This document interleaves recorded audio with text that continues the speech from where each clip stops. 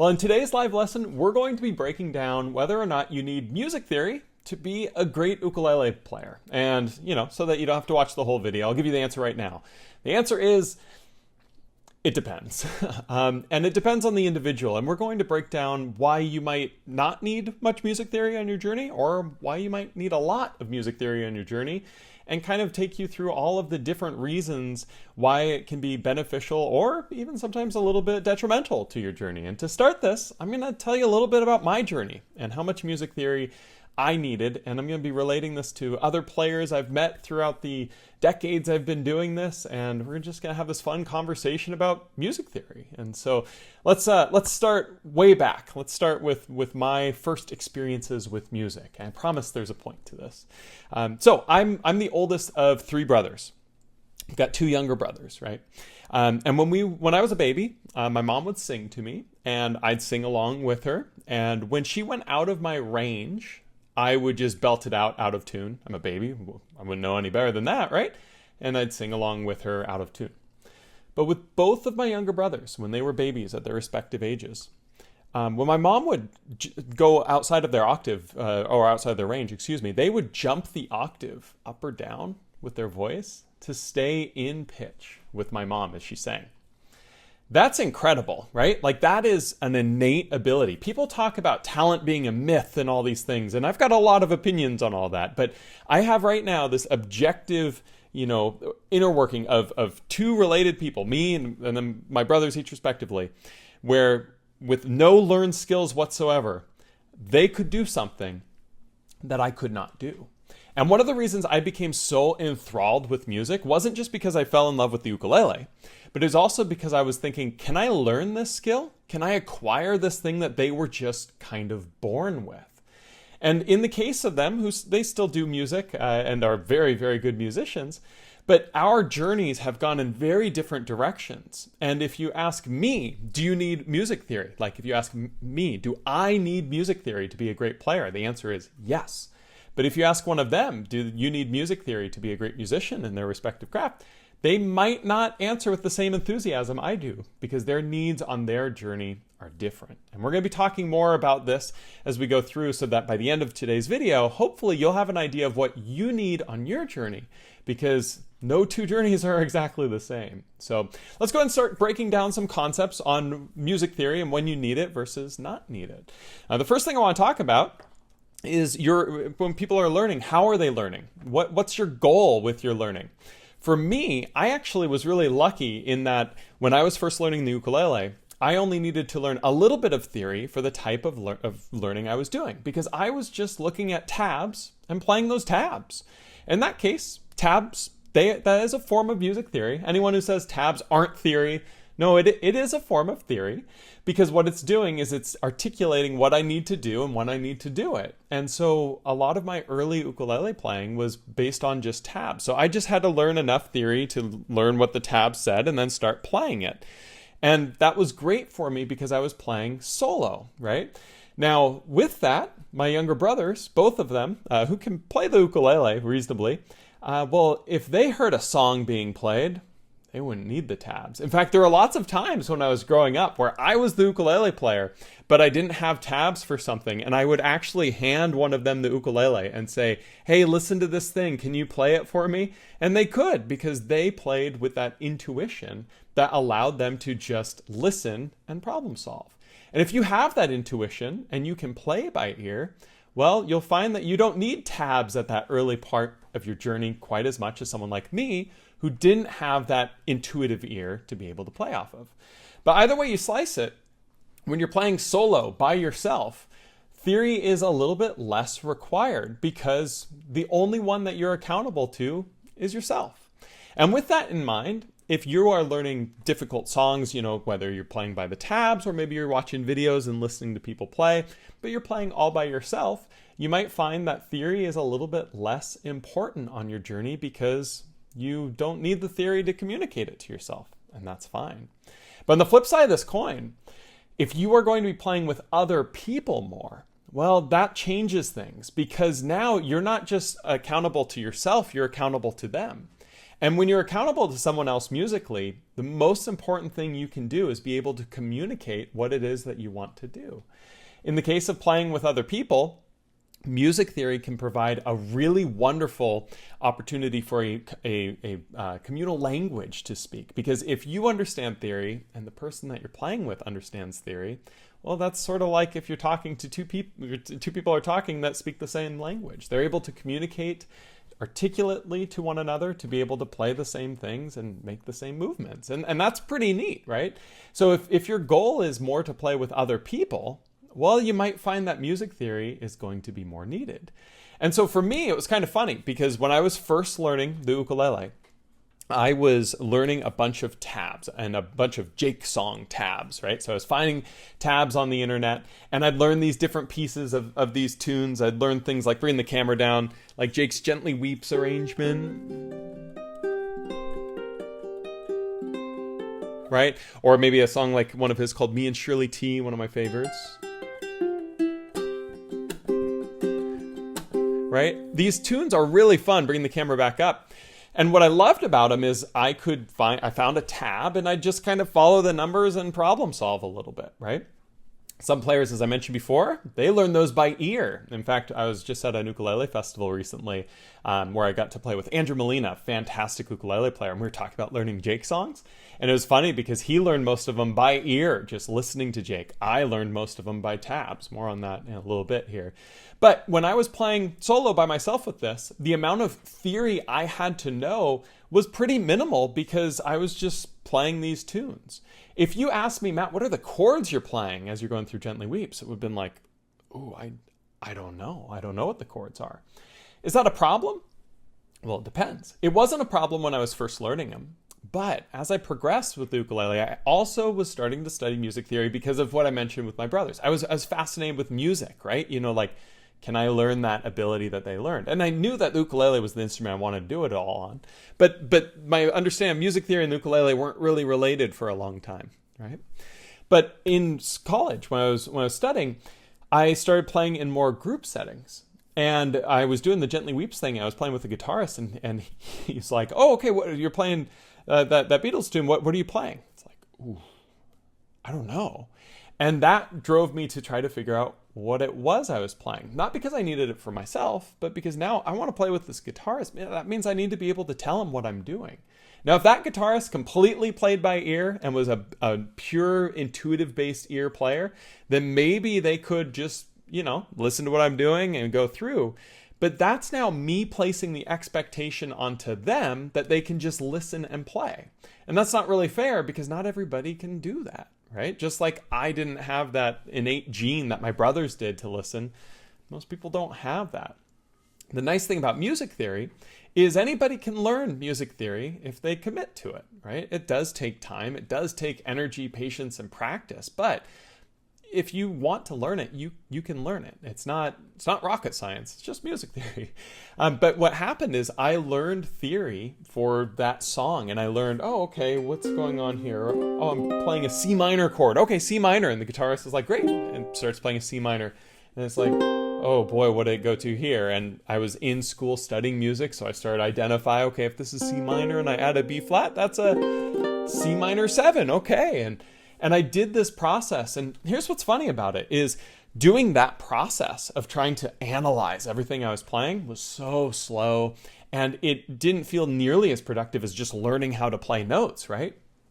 But it let me communicate to that guitarist to be able to play together.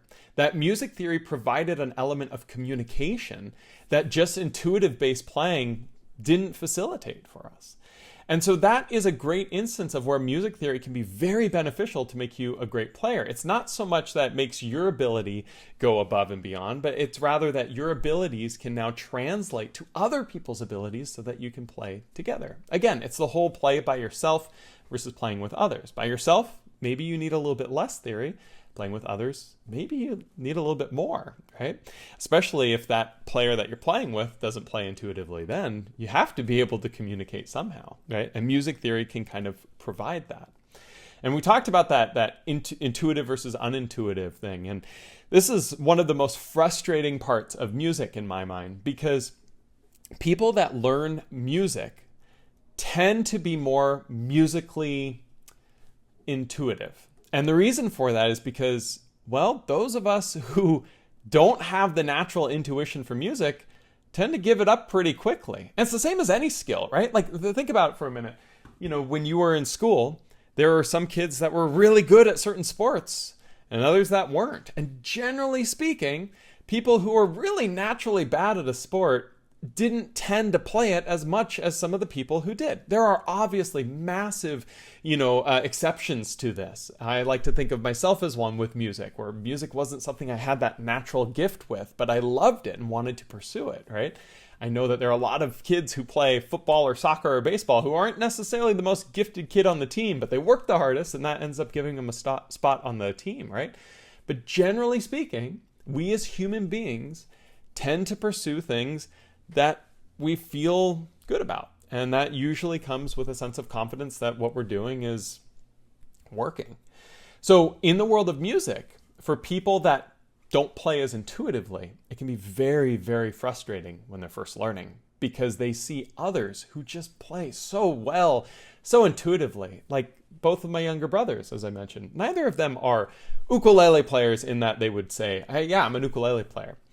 Yet both of them, to this day, I can hand them an ukulele and play a song on the radio, and they're going to be able to figure out what's going on faster on the ukulele than I can, even though I've been playing the ukulele for, well over, oh man, how long has it been? I've been playing it for well over 20 years. And isn't that kind of funny? Is that kind of ridiculous, right? But at the same time, that's just because of a natural intuition that they had that I didn't. So for me, when I do that with the radio or whatever else, I use music theory to describe what those sounds should be and problem solve for myself to be able to figure it out. And I'm proud to say that music theory has given me enough of an infrastructure and kind of a tool set to be able to do this on a level that I never thought I could do. For them, do they need that same level of music theory? No, they're more intuitive-based musicians. For me, did I? Absolutely, because that's what I needed to connect to music. Here's a fun analogy for it, right? So if you're colorblind, how do you describe the color, red how do you describe the color red to somebody who is colorblind, right? So have one person here who can see colors vividly and one person here who, doesn't see the difference between red and green, for instance. How does this person communicate to this person what red is? Like, imagine that. How do you describe what the color red looks like to someone who can't see it? It's a really frustrating thing to think about, right? Because it's like, well, it's red.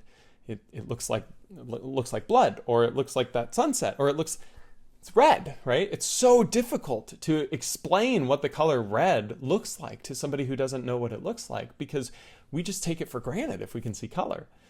Music can be the same thing. Those who hear music really intuitively, they just hear it.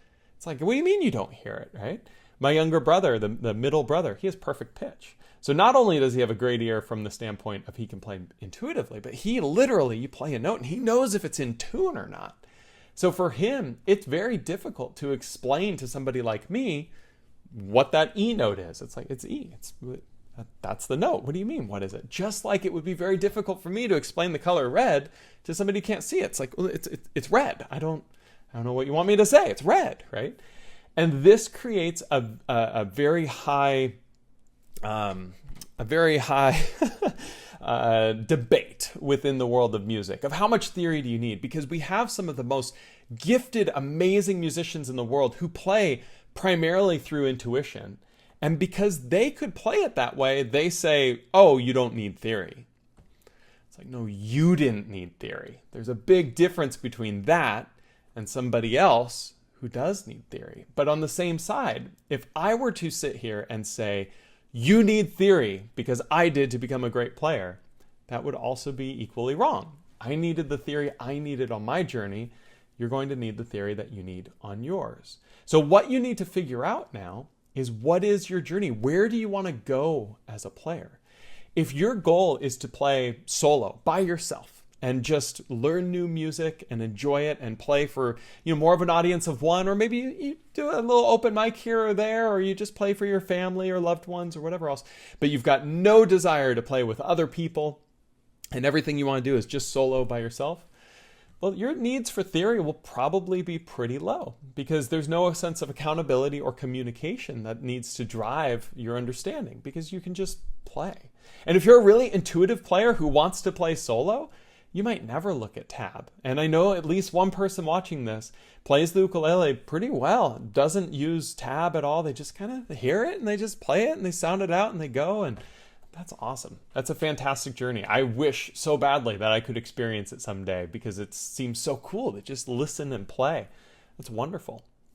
At the same time though, if you're that player and then you have a friend who says, hey, let's start playing together. Well, if that friend is also a really intuitive player, cool. Maybe you guys can just, play together. That's awesome. But if they're anything like me or most people, that sense of intuition might not be matched.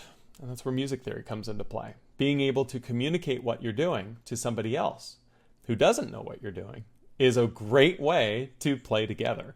And music theory can provide that. How much theory do you need to know? Well, how much do you need to be able to communicate to that other person? That's going to be the answer to your question.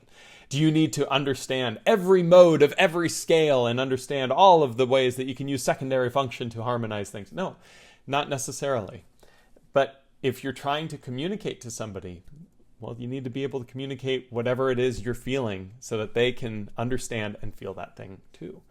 So if you're playing in a group setting and your goal as a player is to play more with other people, I strongly recommend that you learn more theory, that you learn more things like what the courses that we have here on Rock Class 101. There's 2 linked down below if you're watching this as a recording on the music theory class. We also did a live lesson on the Nashville number system, which is kind of a form of theory with this. All that music theory is there to do is to help explain and recreate what sounds good. That's it. And it's a theory, it's not fact, right? So there's subjectivity to it and everything else. But the nice thing is, it's at least very consistent in how we can communicate to each other when we're using theory. So if you're playing solo, maybe a little less. Playing with other people, quite a bit more. And on the other side of this, if you're somebody who plays very intuitively, you'll find that you need a little less theory. But if you're someone who plays very unintuitively, which I'm making that face because that's me, you might find that theory is a necessary step for you being able to learn more proficiently, right? It can be kind of frustrating for people on their journeys because theory can be this thing that's like an oogie boogie, right?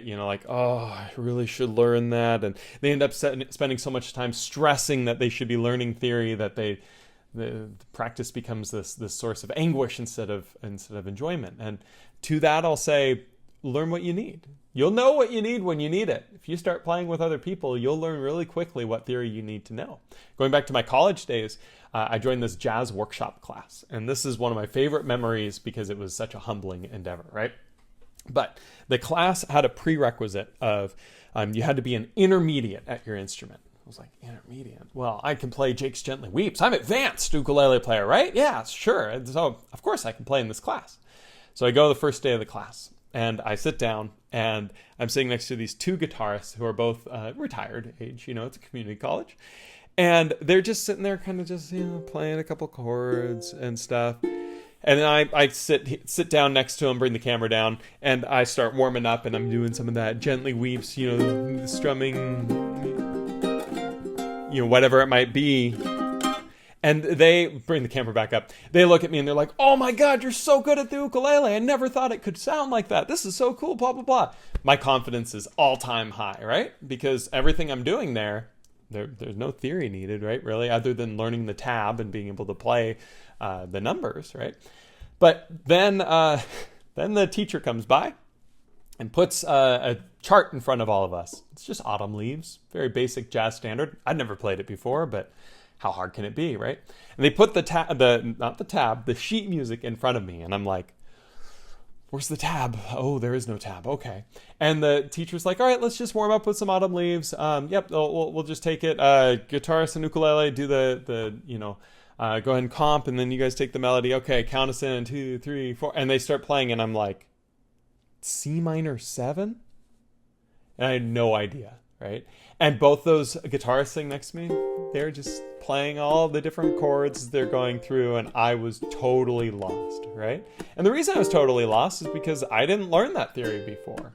Now, is it bad I didn't learn that theory? No, it doesn't matter I didn't learn that theory. What mattered is what happened next. And what happened next is I decided I need to play with these guys. I need to figure out what these chords are and how to play them on the ukulele. So I went home, and that night I figured out all of these chords. And some of them had some weird voicings, like the A minor 7 flat 5, like this. Oh my gosh, there are simpler ways to play things. But I didn't have the tools. I just sat and I figured out each one of those chords. And sure enough, the next time I went to that class, I knew what to do because I learned these chords. And what was cool is because I wasn't just memorizing the song, but rather learning the chord names, the next song we played, half the chords were the same, and I knew those half. And I had to go home and learn the next half.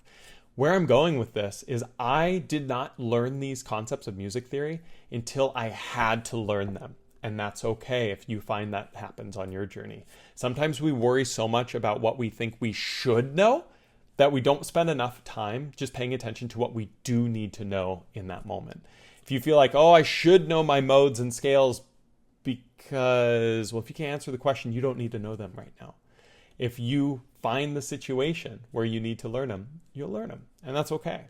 And so I'm not saying that learning music theory for theory's sake is bad. No, I love it. I'm just saying that don't stress over what you need to learn and not need to learn based on anything but the expectations of yourself and the situation you're playing towards. What is your journey calling for? And kind of go for there. And so that's the hope with this, is that you can start to analyze, okay, what are my goals as a player? Am I trying to play? Do I feel like I play intuitively with music by my ear? Or am I more visual? If you're more visual, learn tab, get comfortable reading it, using some of that theory. If you're playing solo, it's okay to pay a little less attention to what notes you're playing and pay more attention to how you're playing them, right? That's totally fine. If you're trying to play with other people, well, that theory is going to be invaluable to be able to communicate to other people, right? And I mentioned the playing by ear versus not. I like to think of it as a by eye player and by ear player. I'm a by eye player. I'm much more comfortable looking at things than I am listening to them, because my eyes I can understand, and my ear not quite the same way. And there's going to be so many people. I'm really looking forward to the first person who comments saying like, no, you can play by ear. You're just doing it wrong, or you're not trying hard enough, or whatever. And it's like, well, maybe you can do that, but not all of us can. And so for some, music theory is a massive requirement in becoming a great player. It sure was for me. For others, less so. And for some, not important at all. Jimi Hendrix supposedly never learned to read music. Well, how many Jimi Hendrixes have there been, right?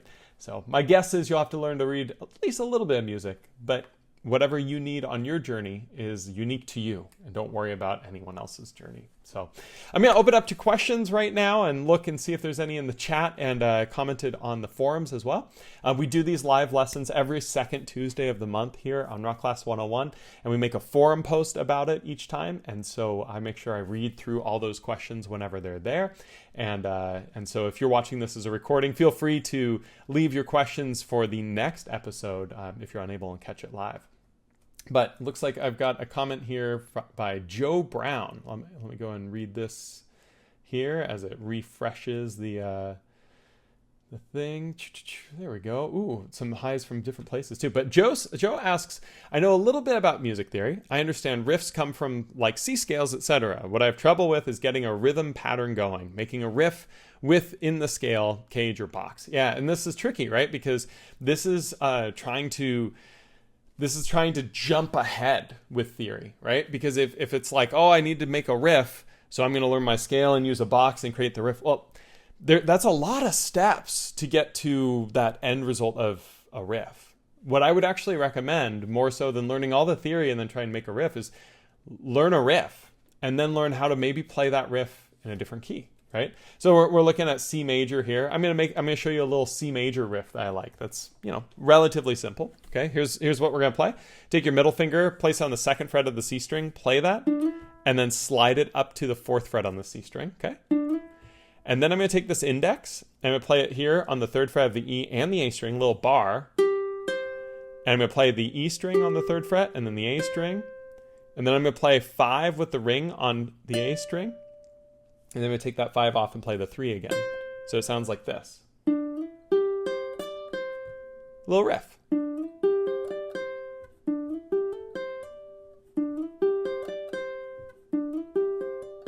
It's a nice little sound, isn't it, right? Here's what's cool about this. is I could move this anywhere and play a riff if I know that this is my C riff.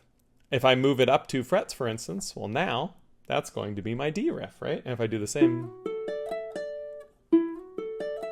now I got a riff in D. If I want to play it in the key of F, sure, I could totally works, right? Isn't that cool? Now, I could learn that this is building off of a scale. You could think of this in a few different ways. You could think of it off like your D Dorian scale and look at it from the shape of the standpoint of I'm starting at 2, ending on 2 within the C major. This is not important right now. What's important is that I get comfortable playing this riff, and I get comfortable understanding that this riff can move to different keys. And then I understand what the notes are that I'm playing. A D, slide to an E, a G, a C, a D, and a C. I'm not worrying about the whole scale right now. I'm just trying to worry about playing this riff and being able to move it as I go through, right? Now, that's a lot of stuff in a very small amount of time, but the hope there that you'll get is don't worry about making a riff and using all this theory to create it. Just worry about finding a riff, learning it, and then learning to manipulate it a little bit, just one piece at a time. David says, very timely. Thanks, Matt. Thanks for being here. Good to see you. Scott says, where should I start if I want to play with other people and they're not really good at theory and I'm not either? That's a great question. And we want to kind of figure out that scale of things, so to speak. Like, are you all, are you all very unintuitive players who are struggling for anything, or is there a little bit of intuition there? And usually there's at least a little bit of intuition, and you can kind of find something to play. Remember that there is a golden rule of music, and that golden rule is if it sounds good, you're doing it right. It's just fact. It's just fact. If it sounds good to you, you're doing it right. You might not be doing the thing that somebody else wants you to do, but if it sounds good, music's an art, right? There's no such thing as bad art. It's just you haven't found the right audience yet, right? So with that in mind, if you know very little about theory and the other people know very little about theory, maybe try to find just some common thing that you can stack upon. And that could be as simple as, hey, do you know a C chord? Yeah. Should we try playing it in 4? Yeah. And one person with another person literally just going 1, 2, 3, 4 together and start making music. Because what you might find is if you start doing this and you start very simple with something that you both know, you might instinctively and intuitively start doing little things with that. Like you might change the rhythm up a little bit. You might try just moving up in different places. You might try these little itty bitty elements of variation, and those can be built upon. If that still doesn't work, what I recommend is finding something for your instruments that's meant to be played together. There are a number of different duets here on Rock Class 101, as well as on my YouTube channel, that showcase how 2 different ukuleles can play together. You could apply those with another instrument too, as long as that other instrument is able to learn the chords. One of my favorite pieces to play is called Body Surfing, which goes D minor to C to B flat to A, right? If you have one of the people play these chords while the other is playing the melody, kind of neat, right? That's a great way to start working on something. So what your goal there is not necessarily to create something new, but just find something that's already done, learn enough of the theory for you to understand it and for your friend, your co-musician to play it, and then kind of go from there. Don't worry about understanding everything you're doing. Just worry about doing and understanding as you go, if that makes sense. I really think that's an important thing that people think they have to know more than they need to know to be able to start making music. Bumblebard says, hi, Matt. I could actually watch live today. I already wrote an overly long post on Rock Class, though. Fun topic. Which, speaking of which, let's go ahead and do that. So the Bumblebard's comment on Rock Class 101 is, oh my, this is such a great topic. I don't even know the answer, though. I guess I'm more of a by-ear player, but I didn't even realize fully what that was in the context of the music world until I started playing uke. Just that my childhood piano teacher didn't want me to do it, and therefore I wanted to do it more. So I feel like I honed that skill much more than reading music well or understanding music theory. Exactly right, right? Sometimes teachers in more of an educational environment or like an academic environment, I should say, people that teach in schools and things tend to be more music theory driven because music theory is reproducible with that, right? And sometimes that can really turn off people who play more intuitively, right? When you're trying to force to play the way that you don't instinctually do it, it's rough. But she says, to me, it boils down to whether you love, to me, it boils down to what you love to do with regard to music. I love creating by ear and I don't love theory as much, but you can create both ways. I can see how having limited theory knowledge makes certain aspects of creating harder though, especially with things like rhythm and creating harmonies. It also can be much harder to communicate what you've created to other people without the written music. But for me, I've just enjoyed organically learning things like chords and rhythm as I learn songs, along with courses here on Rock Class 101 and Matt's Patreon. I am very slowly learning how to write down songs with Matt's help. I don't know if you can be a great ukulele player without theory, but maybe you can be a pretty okay one. I hope other people chime in on this topic. Thanks for a great lesson. So yeah, to answer the question, you can be a great player without theory. But just like somebody who plays with only theory, you'll limit it in some way, right? You know, it's finding the balance, and everybody's individual balance is different. But no one's cup is 100% full or 100% empty, right? You need to find where your cup is in terms of your instinctual ability, and then you fill it with theory, so to speak, from there. So, a little bit of theory doesn't hurt anybody, but everyone's different for sure. Let's see, I think I had another couple comments here. Shirley says, hi from Penticton, BC, Canada. Hello, Shirley. And Jack says, hi from Australia. That's awesome. What time is it in Australia right now? It's pretty early, isn't it? That is very cool. Let me see if there are any other comments here on that. I don't see that. Cool. Well, this is a concept that is very near and dear to my heart because theory is it's contentious in the world of ukulele, especially. And I think part of the reason there is the ukulele being a Hawaiian instrument. You know, the way that Hawaiian music is taught is very tradition based. It's you play this music that you listen to and that you watch and that you experience, and just press, right? You fret. And for me, that style of learning didn't allow me to have as intimate of a relationship with music, because while everyone else was on to the next chord, I was still trying to figure out what that first one was and what's going on. And music theory for me gave me the language, not only to communicate, like now as a teacher, but when I was learning, it gave me the language to be able to understand what was going on. And so for me, music theory was absolutely required to become a great player. For you, I don't know. And it would be fun, I think, to experiment with what it is you need on your journey to become a great ukulele player. So I hope you've enjoyed this concept and my ramblings on theory and everything else. As always, if you're watching this as a recording, feel free to leave your comments and questions down below. We do these every second Tuesday of the month. And if you're unable to catch them live, be sure to comment on the forums and I'll be sure to answer your questions here.